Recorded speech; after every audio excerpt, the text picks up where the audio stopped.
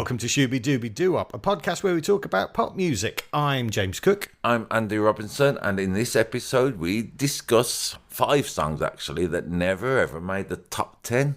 And one of them is really surprising. You'll be absolutely stunned that not only did it never make the top 10, it never made the top 40. Incredible. As we go through some of our best of the bonus tracks podcast, giving you a little peek behind the Patreon paywall of what we get up to when you become a subscriber. We've also got the perfect song for naked dancing, the link between Nirvana and Rent-A-Ghost, and a song all about bargain seafood. Means Christmas, we're all having to cut back, so maybe the song about bargain seafood will be really handy for you this festive period. Merry Christmas, by the way. Check out all the songs in the playlists. They're on Spotify and YouTube, and the link is in the description. And if you would like to give us a Christmas gift, there are a couple of things you can do. You could become a Patreon backer by going to patreon.com/ShoobyPodcast, or you could just rate and review, which is free to do. It just takes you a couple of minutes on wherever you get your podcasts from. Yes, please rate and review us. We'd appreciate it. That means you don't have to buy us an Etch-a-Sketch this Christmas. So here come the bonus tracks. Enjoy! Up 8 places to 87. It's 9 to 5 by Dolly Parton. Are you saying, despite this year, that 9 to 5 had never ever made the top 10? I couldn't believe this. Well, first of all, I was looking down the list of songs that are in the top 100, seeing what would be good to talk about. And so, 9 to 5's on. And then it said, the peak was 47. Yeah. And I thought, well, that must be just this time around. Yeah. So I had a look. I've been caught out like that before, James, haven't I, when I put songs, because on the official UK top 10 singles chart, it only tells you what that release got to. Yeah. So I looked into it, and it turns out that 47, that was when it first came out in 1981. Yeah. When it first came out. It got to number 47 in the chart, so it didn't even break the top 40. Was knocking around for a couple of weeks, disappeared, and then for some reason in 2007 it reappears at sort of the bottom end of the charts again. Do you know the reason? Not a clue. No, I was having a little look. Why is this out in 2007? Stage musical just got re-released or something. Something, maybe. Because obviously this is a song from a movie, the movie 9 to 5, and they made that into a musical, so it's possible that's why. It's just possible because 2007 was about the time that all the back catalogue of singles ever were being made available all the time and were therefore eligible for the charts. Great and point. Just loads of people went, 9 to 5's downloaded, let's download it. Because it's so culturally huge, this song. It is everywhere. You know, you go to a cheesy disco, this will get played Every time? Yeah, and a bit like We Are Family by Sister Sledge, this is a very much men get out of the way. and you know what, that's fine. Yeah, fair enough. Get out of the way. There's a load of women here and they all want to pretend they're using a typewriter. Yet, I'm going to say, unlike some of those men get out of the way songs we've talked about before, James, this isn't necessarily lyrically a female song. This is for everybody who works 9 to 5 and is a little bit unhappy with it. It's got a universality to it, of course it has. Absolutely, and I am surprised that this song hasn't radicalised more people. It's actually an incredibly subversive record. Do it! You spend your life putting money in his pocket. It's a critique of capitalism. Yeah, very much. And the things that working people have to do just to get by. What a way to make a living. Just getting by. It's all taking and no giving. It's a clarion call to workers of the world, unite. You have nothing to lose apart from your acrylic nails. And your mortgage payments. All right. They let you dream just to watch them shatter. You're just a step on the boss man's ladder, but you got dreams he'll never take away. Great words. I know. It's like something Orwell would have written. This. Yeah. I'm slightly taking the piss, but not really. Yeah. I genuinely think this is Dolly Parton being really subversive and wonderful, and this should be the rallying call of the revolution. 9 to 5. I'm with you. I mean, I know this song. We all do, of course. Yep. Once again, dragging us back to the ultimate futility of this podcast. Yeah, you don't like when I say that, but yet I'm compelled to. Welsh Wizard on Song Meaning says, I think Dolly Parton is obviously trying to promote communism. Yeah, good. We need a bit of communism I would around definitely here. say this is a song supporting communism. Interestingly, it was written towards the end of the hot period of the Cold War between the USA and the USSR. Maybe Dolly Parton believed the Russians were going to invade America, and she decided to make her political affiliations to the far left known with this song. So she thought, had the Soviet Union invaded America, Yeah. which was never going to happen. Yeah. This is Dolly Parton's way of saying to the regime, I'm one of you. hey, Brezhnev, Don't worry. Hey, this song proves that you shouldn't put me in one of your death camps. Yeah. Okay, well, that's one way to look at it. This song contains the lyric that Dolly Parton says she's proudest of that she's ever written. In such a great catalogue, she's got many great lyrics. Which one's that? One of the lines in this song, which do you think it is that Dolly Parton is the most proud of? It's a rich man's game, no matter what they call it, and you spend your life putting money in his wallet. No. Working 9 to 5, what a way to make it. I doubt it's that one. No. I don't know, you tell me. Pour myself a cup of ambition. Yeah. She was like, when I wrote that, I was like, yeah. And yawn and stretch and try to come to life. That's great. Yeah, they're great words, aren't they? So good. And it's got that kind of day in the life thing about, it starts with stumble out of bed. Yeah. And it sort of tells the story of then having to go to work and how crap it is to work for someone else. Yeah. It's not all the time, sometimes. It's got a great riff. There's a piano over there, James. I'm going to do it while you talk about a fact, and I'm just going to play the riff because I like it so much, and I haven't planned this, but let's do it. Okay. Well, hopefully this will pick up on the... and he's going... There's always been a piano in the shed, but this is the first time the piano's been used. He's giddy with excitement. The riff of... And that's not the one, my apologies. Yeah. I don't know. That's not the one. And there's also a drum kit in here, apparently. Let's do it.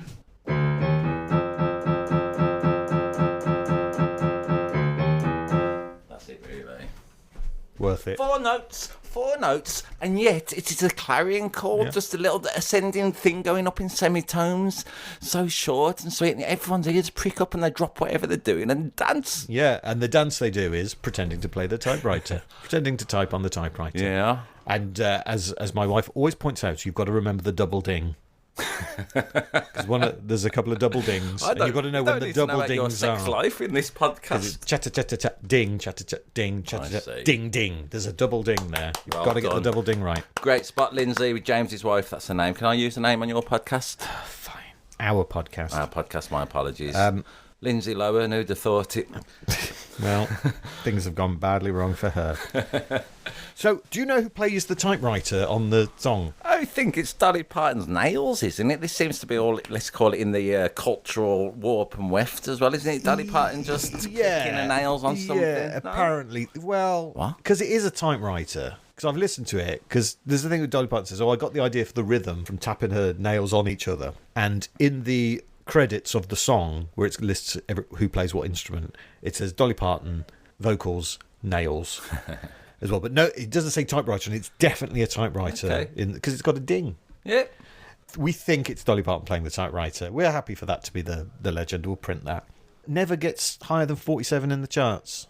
Is this the biggest song ever to only ever get to number 47? We've done it before, weren't we? We were mindfucked, James. Once upon a time, the R.E.M. only got to 19 with Losing Your Religion, yet its omnipresence, and let's call it its longevity, was around forever. This might be the lowest chart position and the most culturally important song ever. It might well be. There have been 3 songs called 9 to 5. Sheena Easton. That have charted in the UK.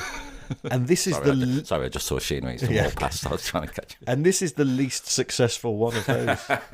What's the third one? It's actually the second one. This is the third one. Go on. Sheena Easton, 9 to 5, brackets morning was train. First. That's the first most successful one. Yeah. The second most successful one is Lady Sovereign's 9 to 5. I loved Lady Sovereign. I forgot all about her. 2005. All right. Which I can't remember it. And I thought, did she do a cover version? But it's a completely different song called 9 to 5. She was great.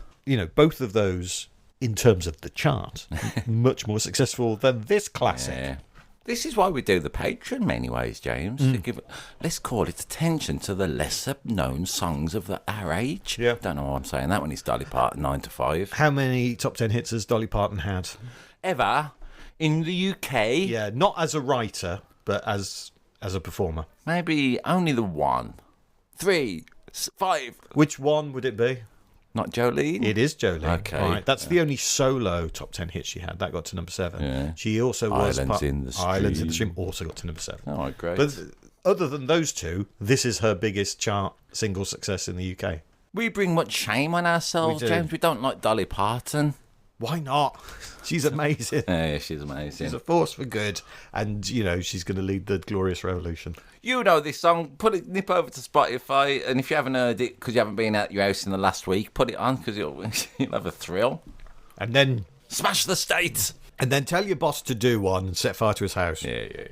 He's in the movie, right? No, I know of it, though. I know the story. They kidnap a boss and the three beautiful women. Lily Tomlin, Jane Fonda, Dolly Parton. They kidnap a bloke with a moustache. Now, James, we're here, aren't we? Patron. He's got a moustache. Why did they kidnap him? And he's the boss's bastard. Yep. The moustache, that's what happened. Thank you, regular listeners.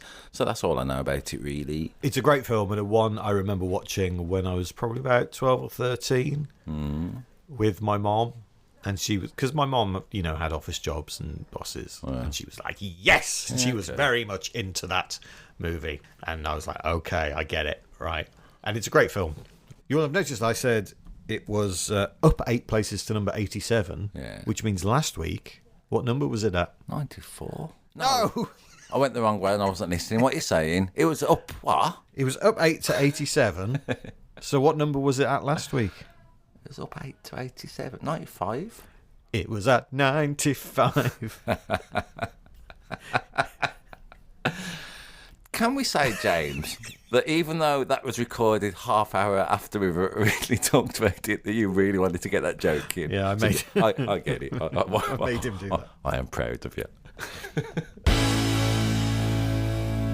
Up 4 places to number 41, it's Our Lips Are Sealed by the Go-Go's. So I was aware of the Fun Boy 3 version of this song. Yeah. And in recent years, I've been aware of it quite a lot because my Spotify thinks I want to hear it all the time. You showed a passive interest. Yeah. They went, oh, you like that, do you? Have it all the time. Yeah, right. So I know that one very well. Yeah, I wasn't so familiar with the Go-Go's version. And I have to say, completely ignorant of how the song came about. I thought that this must be a cover version. When, of course, this isn't. This is the original. Jane Wheatlin? Yes. Yeah. She wrote it with Terry Hall, the song. Is that right? Yes, that is correct. I only know that because you mentioned it at the end of, let's call it our main body of podcast. All right, then. So what happened was Terry Hall had asked the Go-Go's to be their opening act on a UK tour and sort of got to know them that way and got to know Jane Wheatlin quite well. Yeah. Particularly when they went over to America and Terry Hall's then partner wasn't around. It's a great song, isn't it? Despite, let's call it, the moral complexity behind it. Yes. Basically, they had a thing. Yeah. I mean, Jane Wheatlin's been quite open about it. So, yeah, they had a thing. And afterwards, he wrote her a letter with the lyrics to this song in it. Oh, really? Yes. And if you listen to the lyrics, or if you read the lyrics, it has got very much a kind of, I love you, but keep your mouth shut. Let's do it. Rex Harrison it up, James. I like it. So they're going, Can you hear them talking about us, telling lies? Well, that's no surprise. Hang on. We've got to get the Can you see them? See right through them. They have no shields, no secrets to reveal. They're beautiful. It doesn't matter what they say. In the jealous games people play. Hey, hey, hey. And then crucially, our lips are sealed. Beautiful. Beautiful. But it's the next bit that I think this is such a typical bloke who's had an affair and wants the woman to keep quiet about it. Go on. There's a weapon that we must use in our defence. Silence. Silence, wench. No one must know. No one must know about my affair. I would like it's kind of strange, for course, it doesn't matter what they say in the jealous games people play, our lips sealed. So they like people who have an affair do become a little bit insular, start looking out, calling everybody else weird for not joining in their subterfuge, Let's not tell anyone about this, but let's both of us have a hit record with the song. Hush, James Cook, don't you cry. Quiet, James Cook, forget their lies and all that, yeah. And we talk about it sometimes, don't we, James? I often have a go at you when you talk about the songwriters, and you say, oh, they were happily married, but this is a song about divorce. And I go, it could be a character study. It doesn't have to be an autobiographical tale. But as you say, Jane Wheatlin especially has revealed all, let's call it, the inspiration behind this song. And so they were the first to record it. Jane Wheatlin wrote the music. She tweaked the lyrics, knocked it into shape, and it's a bit more of a standard new wave rendition of the song, isn't it? In fact, Jane Wheatlin said about the Fun Boy 3 version, she said, I was so shocked when I heard it because it's so moody. I don't think Terry kept a copy of the lyrics because he got some of the words wrong. Or he changed them and wanted silence. Yeah. Yes, the weapon that we must use in our defence. Let's think of other songs to do with affairs. I should have prepared this, but there's Dark End of the Street, famously, the Spoon and Oldham song, Where We Always Meet. Careless Whisper. Careless Whispers about affairs, isn't it? One coming up, no spoilers, eh? So it's a me and Mrs. Jones got a thing going on, these kind of things. It's a common staple of pop music, isn't it? No One Knows by Queens of Stone Age. That was about him and somebody or other. Was it? Yeah. Similar to this, actually. But as I say, James, we don't like to judge, and workplace relationships can be very tricky sometimes, can't they? Shall we have an affair? No. That's what I'm saying, me and you. No. Andy, there's a weapon that we must use in our defence. Silence. After the initial jarring listen of, this is different from the one I'm used to, I have really got into it this week. And just a video? I didn't want a video. No, what's on? I think you'd like it. Why? It's the Go-Go's. Yeah, being great, I imagine. I like this notion, James. You said, I've got a friend who says this. He says when you're introduced to new music, basically people see it as a threat, he reckons. So if you hear something new, their initial... This is a musician saying it. He said their initial reaction is to try and make sense of it, try and say what it sounds like. And he really believes that not even new music, unfamiliar music, people initially perceive as some kind of challenge that they have to make sense of. And even though you like this song and you knew it and you liked it, you struggled a little bit with that, with just a different version, yeah? Yeah, indeed. Weird, isn't it, really, considering you know it and, you love it already? Anyway. Well, we all do it, don't we? We do. We're all humans. And the first cut is the deepest, as Rod Stewart said.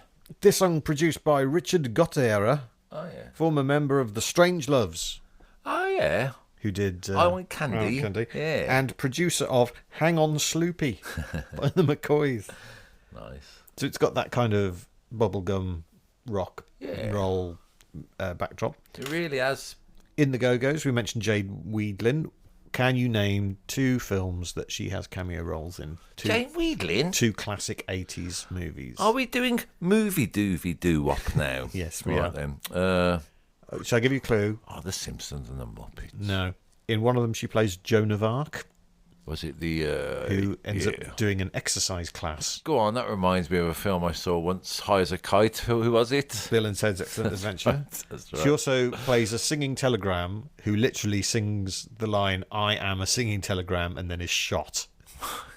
What's that? It's in the movie Clue, Okay, which is the movie based on the board game Cluedo. Well done, Jane Weedlin. Yeah. Belinda Carlisle, of course, she had a massively successful solo career in the 80s and 90s. Her father-in-law is James Mason. Really? Yep. She was addicted to cocaine, but sobered up in 2005 after spending 3 days in a London hotel room taking cocaine and playing games on her laptop. It really doesn't make cocaine sound glamorous at all. No, Stephen Fry says about cocaine. He said he was out and about and he'd live his life, but the way he used cocaine was to play online Scrabble in the early hours. So it's a weird use of it, isn't it? Yeah. Turns out it goes on. The drummer Gina Shock. Do you know what her birth name was? Electric. No, Gina Shock. It's just her name. The Go-Go's got back together in 2025 to do some live shows. That's good, isn't it? So I've enjoyed it. It's good. It's a good version. Classic song, by if your authenticity is your thing, despite the, let's call it the co-authorship, you could claim this is the real deal. I wouldn't necessarily do that, but yeah, I mean, It's a bit like the new wave version of Dempsey and Makepeace, isn't it?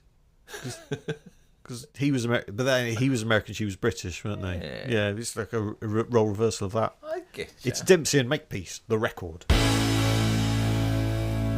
Where will you be? That's not a question. That is the name of the song that's up 9 to 24 by Sue Nichols this week in the 1968 charts. Where will you be? Sue Nichols, what do you make of her? What do I make of her? Yeah. Well, do you want to talk about Sue Nichols or do you want to talk about the song? Again, I chose it because in the top 10, James, there are no women, so I thought it'd be good to represent here alongside Aretha.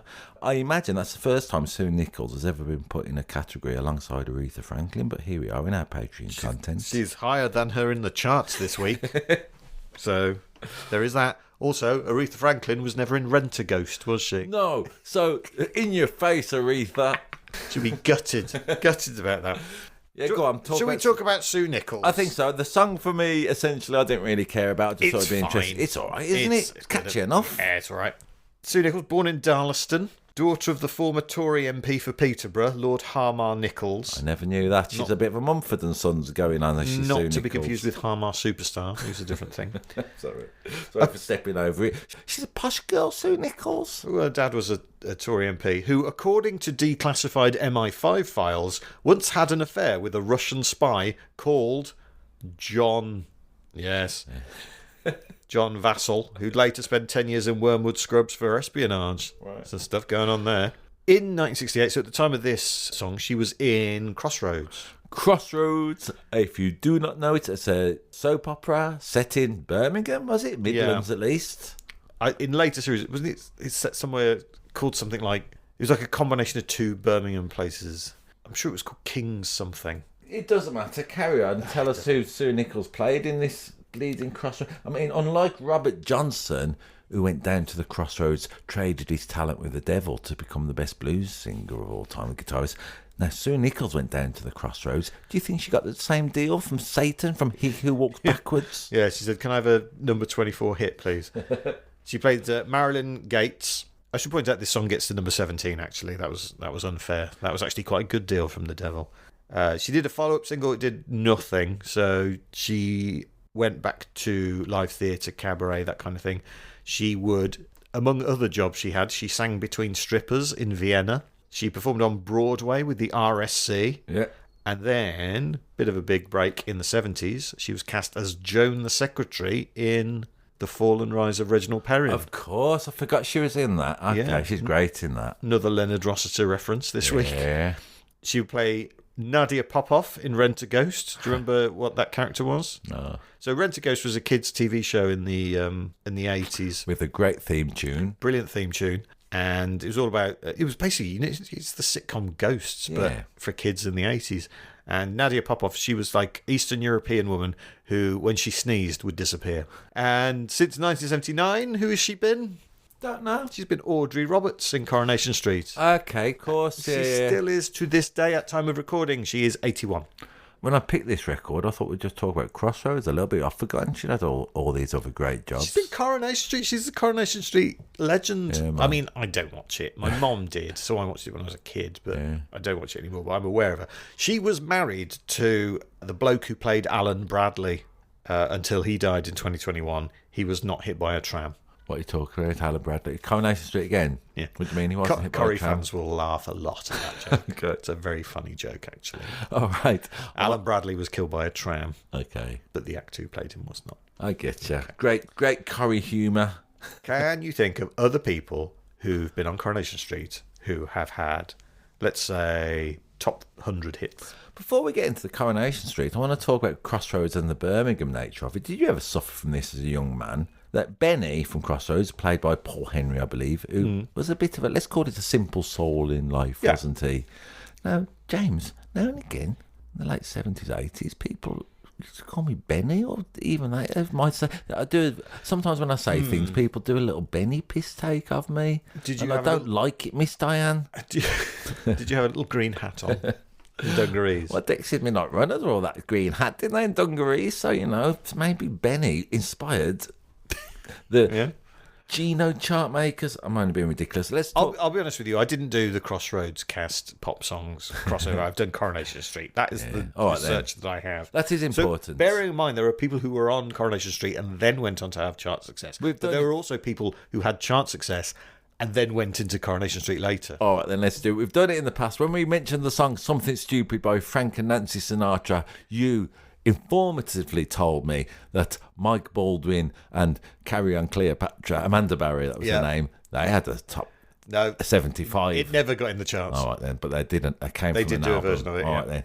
Who else was in Coronation Street? Oh God, I'm not familiar with Coronation Street. There's the guy who played Nick Tilsley, Adam Rickett. Oh yeah, I remember him. Pretty blonde boy. Yeah, he had 3 top 30 singles Yeah. in the 90s. There were people who were pop stars and then went into Coronation Street. So Oh, one of the Boyzone lot, Keith yeah, Duffy. Keith Duffy was Kieran McCarthy, Hearsay. Kim Marsh from Hearsay, and Shane Ward, who was an X Factor winner. Who remember would him. end up in Coronation Street. Other people: Matthew Marsden, Oh, yeah. He's from around this way and supported West Brom, so I had a little soft spot for him. Well, he had a hit in 1998 with a song called She's Gone. I think, yeah, cover of the Hall & Oates song. Got to number 24. Who were his backing vocalists on that song? I don't Matthew know. Marsden, who was in Coronation Street. Who were his backing vocalists? Other people from Coronation Street, you would imagine. Don't go on. Destiny's Child. You are shit. I am not. What? Seriously. That song is listed as Matthew Marsden featuring Destiny's Child. Yep, That's good, isn't it? Beyonce's on that record. That's good. Amazing. Thought you'd enjoy that. Yeah. Also, Bill Tarmy, Oh, yeah. who the played Jack Duckworth. He had a number 16 hit in 1993 with a song called One Voice. Great. And Kevin Kennedy Curly Watts. played Curly Watts. I wish I could be like Curly Watts. Paul B. Edwards, a comedian, used to do a song about that. Okay. Great song. Go on. He spent 1 week at number 70 in the year 2000 with a song called Bulldog Nation. Cool. Wonder what that's about. It's very sort of late era Britpop dad rock. Talking about how Great Britain is. So he's right on the Britpop wave. Yeah, sort of. There is a video of it on YouTube. I'm going to have a look at the words now. Okay. All right. What's his name? Kevin? Kevin Kennedy. You're trying to find the lyrics to his song on the internet. Good for you. Why? I don't know if you'll find them, but go for it. There must be on What's there. the name of the song you get? Bulldog Nation. Let's see if Kevin Kennedy is represented on the internet with his Bulldog Nation, Is the Bulldog or whether Nation the he's name- been silenced and cancelled. Maybe that could happen, couldn't it? Especially if he's been too British these days. Some people say. I'm pretty sure Bulldog Nation was the name of the sports show on Frasier. Okay. Yeah. You found it? On Digital Spy Forum, it's saying it sounds really good and the lyric is pretty fitting for today, in my opinion. But I cannot find the lyrics. Never mind. That's a shame. And then I started looking at if there's any Rent-A-Ghost pop charts crossover. Mr. Claypole. They foolishly did not release the theme tune, which would have got to number 1 and stayed there for 17 weeks because it's a banger. But there is a link between Rent-A-Ghost and the band Nirvana. All right, then. I'm giving this a moment's thought. All right. Go on. I don't think if you don't know, Yeah, no I chance. don't know if you'll work it out. So there was a character in Rent-A-Ghost called Hazel McWitch.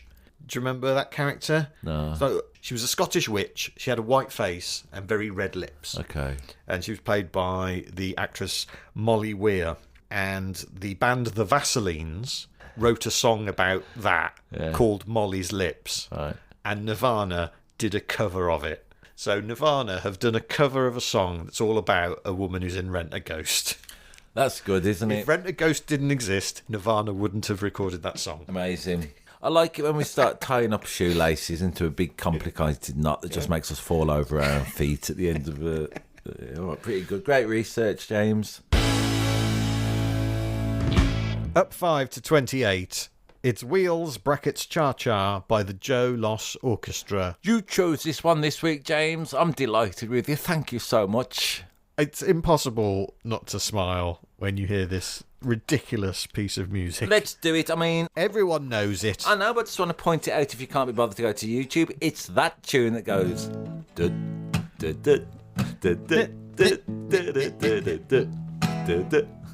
I mean, I was thinking of it, James. I wanted to know what this record was called for years. And then I thought, you can't Google.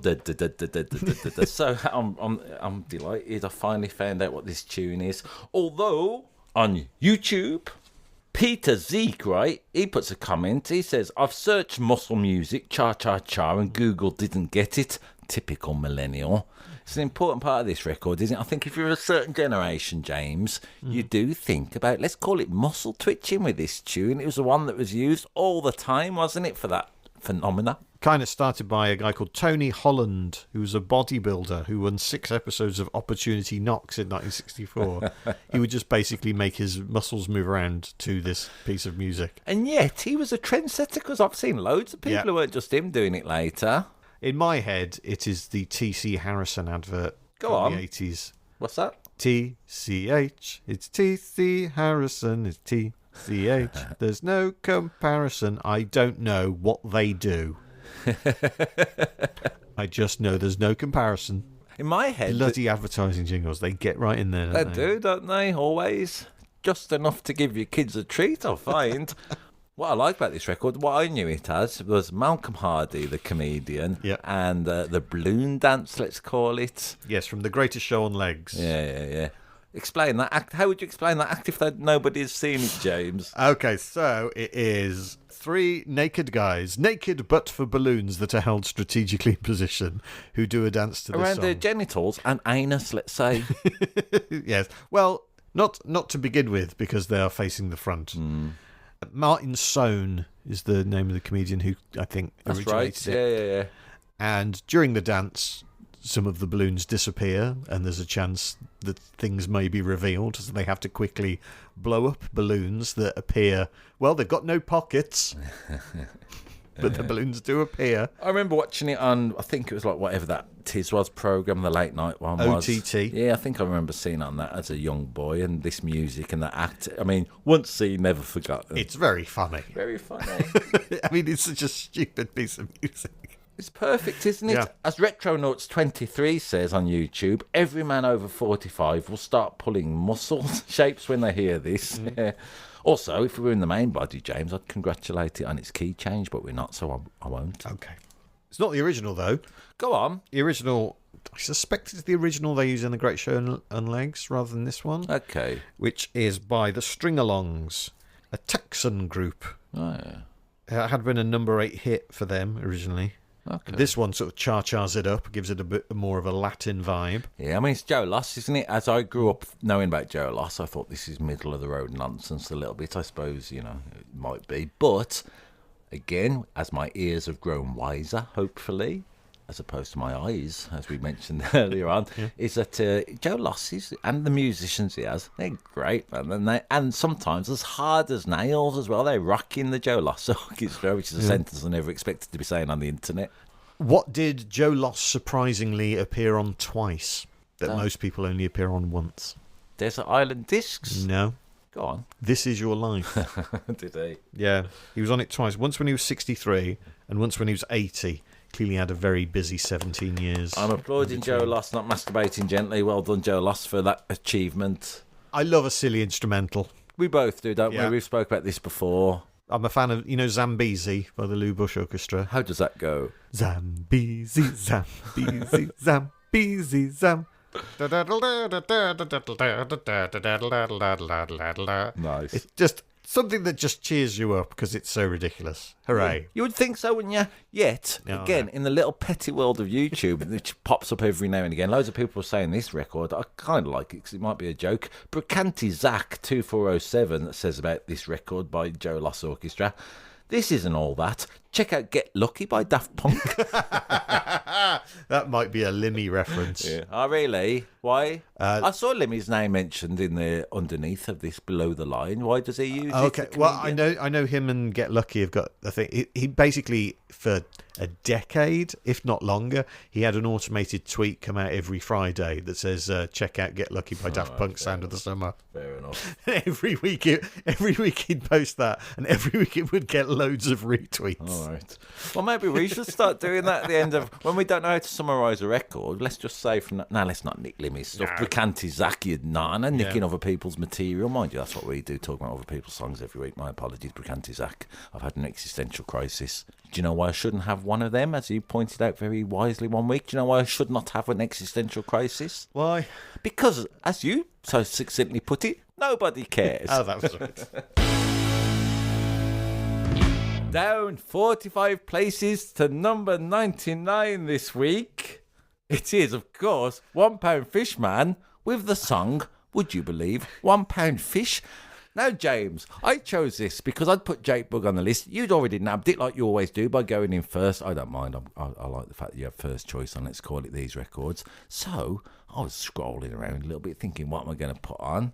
Struggling. Saw the title £1 Fish at number 99. I thought, I'm having that. Clicked on it. Delighted. Yeah, you're a big fan? What do you make of this record? Do you remember it at the time? No, again, 2013, we've talked about this, haven't we? I just beaten Elvis. I was not engaged with any viral sensation. I didn't know about this record yet. I think if you ask people a certain age, let's say them kids who are 20 now and looking back where the last 12 years have gone by and are Rush. Everyone would know this song. It was completely new to me. What about you? I was aware of it. Okay. Because it had been on The X Factor. Let's describe the record first. For anyone who doesn't know it, which is possible, isn't it? How would you describe this bit of beauty? You know Gangnam Style? Yeah. It's that, but with a bloke singing about fish. Yep. It's a sales cry, isn't it? Yeah. The fellow who sang it, what's his name? Mohammed Shahid Nazir. Right, good He worked knowledge. at a fish stall at Queen's Market in Upton Park, where his employer told him to use a trader's call to attract customers. And this is what he came up with, which is him going, "Come on, ladies, £1 fish." Very, very good, very, very cheap, £1 fish. I mean, they're the lyrics, but I feel, James, you haven't really relayed it in the same, let's call it, exuberant manner that he did. I'm not doing the voice, Andy. Do the voice? No. You do the bloody voice. Oh, well, all right then. £1 God. fish. £1 fish. I'm not doing a foreign voice just because I know, you know. Okay. Come on. You're trying to get me cancelled on your own podcast. Yes. What's his name again? The £1 fish man? Mohammed Shahid Nazir. Mohammed. God bless him. He's kind of going, come on, ladies, £1 fish. Go, and then it's come on, have a look, £1 fish. Have a look, £1 fish. Very, very good, very, very cheap. 6 for £5, £1 each. That kind of style, isn't it? Mm-hmm. It's got a little on this version. Was that all right, by the way? Was I too racist when I sang that? Did I get away with it? You weren't racist enough. And then it's got like a Euro backing, hasn't it? EDM again, sort of thing. For Gangnam Style's backing. Gangnam Style backing. Almost exactly the same as. Now, this song has been in my head all fucking week. And Good. Well, I kind of like it for it. Who'd have thought it amongst all it? Call it the craft of whoever just sang about 1,000 years and all this sort of stuff. Come on, ladies. It's a unique record. When they say they don't write them like that anymore. He's basically singing this song to sell his fish. Yes. At the fish market. Unaccompanied, let's point out. He's got a beautiful voice, I'm going to say. Has he? Yeah. He becomes a bit of a celebrity on the market, and customers start videoing him doing it and posting it online, where it becomes a viral sensation. And then off the back of that, he appears on The X Factor, you know, as a kind of comedy novelty thing. Did you watch the X Factor clip? I have seen it previously. Pretty interesting. You've got Gary Barlow, Rita Ora, Talisa, and Louis Walsh there. Like, you know, when Gary Barlow's trying to be the baddie in X Factor, Yeah. essentially, he's just trying to copy Simon Cowell. It don't quite work. You know, at the end of it, he goes, "Is that song called £1 Fish by any chance?" And you think, fuck off, Barlow. and pay your taxes while you're there. Yeah. On YouTube, Mr. Health 83334 says, with the current level of inflation, you'll have to sing the £5 fish song, which is, you know, a little bit of nonsense. I mean, I wouldn't buy a fish that was £1 from a market. You'd be a bit dodgy, wouldn't you? Yeah. Yeah, all right. Like, what kind of fish is this? Sure, I'll win a fish at a fair, but I won't pay £1 for one. So Nazir had arrived in the UK on a student visa in 2011, but in December 2012 he was ordered to leave the country because his visa had expired. His agent tries to get him a new visa. So this is like 3 months before this. Right. His agent tries to get him a new visa, but it was denied because he'd breached the terms of his last visa by working as a professional singer. Oh, really? Yeah. That put him in breach of his visa terms. Because he worked in showbiz as opposed to whatever selling £1 Well, really, fishes? he shouldn't have been working at all if he was on a student visa. Okay. Yeah, right. So they didn't let him back in the country. Just feels Blimey. harsh. It feels nothing but harsh. What about his, let's call it, beautiful art he's bringing to the mainstream masses? Yeah. Did you watch the video? I didn't actually. Okay. No, I did see we danced around with two women, as it were. More than two, but yes. All right, yeah, I did watch it. I think he's got a little charm, this fella. I don't. I think he's completely lacking charisma. Don't you think that's part of his charisma? The lack of it. The lack of charisma is his charisma. Yeah. No. Yeah. Hey, we're through the rabbit hole, yeah. Yeah. You can totally cynically see, after the success of Gangnam Style, a record company going, could have another hit here. Absolutely. This gets to number 28. Okay. Not bad in the world of pop music. I haven't had a number 28 hit, have you? Nope. Nope. Apart from that one I had when I was trying to sell my old trainers. That chant I had. I like it, James. I like mentioning him because, again, in the pantheon of pop music, he's another kind of representative, is he? He's not Rihanna. Yeah. You know what I mean? Is he not? No, he's not Rihanna. Oh, okay. What insights. I can see why people are spending money to listen to us. Well, another 5 eclectic songs there from all over the UK chart history. We hope you have enjoyed it. Check out the Spotify. There's some real winners in. Who'd have thought Dolly Parton would never made the top 10? Not even the top 40 ever. Crazy. However, the £1 fish I can believe. Check out the songs on the Spotify and YouTube playlists. Links in the description. Please check them out. We always like to give you a little nudge towards that. Become a Patreon subscriber at patreon.com/ShoobyPodcast. Rate, review, share, follow, subscribe. Don't look back at your past this Christmas in terms of a Scrooge-like manner. I'm just trying to really push the Christmas thing for some reason. Turkey. I'm just shouting Christmas things. Crackers. Yeah. Thanks very much for listening, guys. Until next time. Cranberry sauce. Shooby Dooby Doo. Bop, bop, shoe up.